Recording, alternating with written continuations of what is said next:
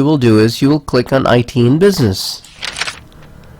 Once you are inside the class, you will notice that there is a banner right on the announcement pages where you will land. In the syllabus, you are going to find the syllabus for the course. It is a PDF document. Upon clicking, it will open up in a new tab to show you the details of the syllabus.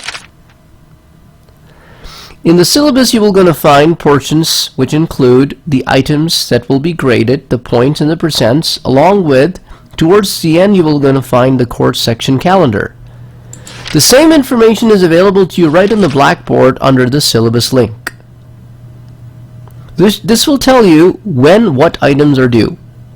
For example, anything that's assigned to you on January 7th will be due by January 14th by midnight. Each week, you will have a chapter to read, a quiz on that chapter, and an assignment on that chapter. Your midterm exam will going to be between February 25th and March 4th. Your final exam will going to be in April. The final exam due date is April 15th. The exam will be available from April 12th through 15th.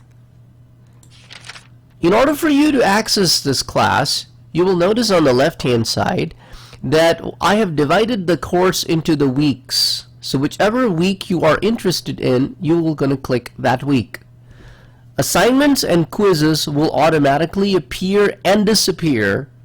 So at the beginning of the week, the assignments will appear, and at the end of the week, the assignment will disappear.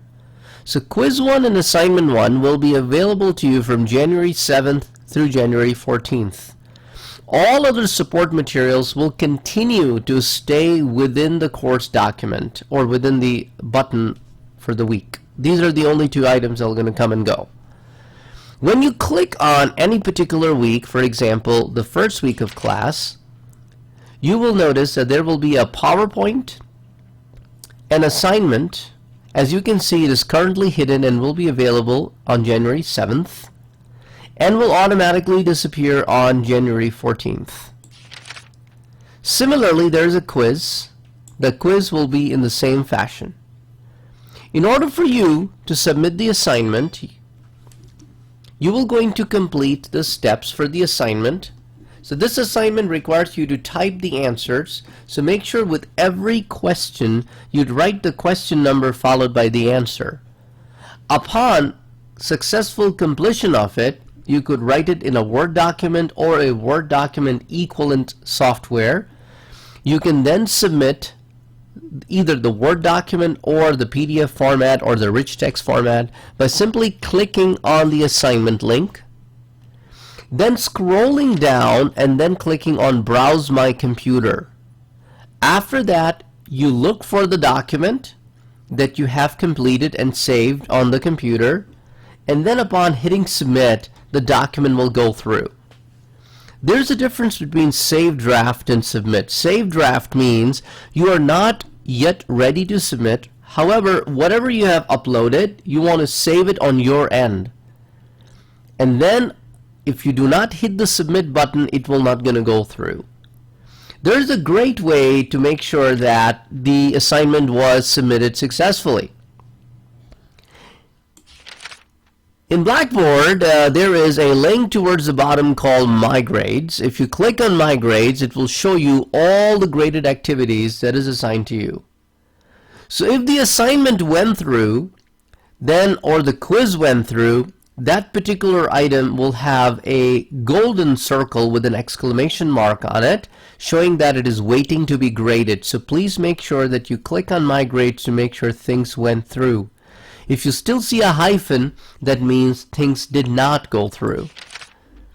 Other than that, let's have a look at the quiz. The quizzes could be in the form of multiple choice questions, but here for the first week, I'm giving you an essay-like question. So you click on a quiz and will ask you that are you interested in beginning the quiz. You will hit begin. Quizzes are not timed, but they're available to you between the week in which they're assigned. So if there are many questions in a quiz, you could answer the questions at your own pace and submit it when you are done. Let me show you what it is like. So when you hit begin, it will ask you the question that you need to answer. You can start putting in your answer here. You can use the bottom right corner of this box to expand the size of it. You can use these tools over here to make something bold or change its fonts or maybe change its color. You can do all sorts of stuff here. After you're done typing your answer, you have two choices: save all answers and save and submit. Save all answers is an option that you will use if you have not completed the answer yet, but you want to save anything that you have done. Let's say you wrote a few lines and you had to go somewhere. So you simply click on Save All Answers, and you simply click anywhere on any of these links to exit out. It will ask you, you're leaving this page. Yes, say I'm leaving this page. Next time you come in to take the same quiz, it will not going to stop you from having to take it. Rather, instead of begin, it will show you a continue button. Upon clicking continue button, it will then let you resume your work from wherever you last left off. Upon completion of the work, make sure you hit the save and submit button. This will going to submit your quiz to the instructor. So please follow these basic steps so that you can successfully submit items in this class. If you have any questions, please send me an email. Have a great day.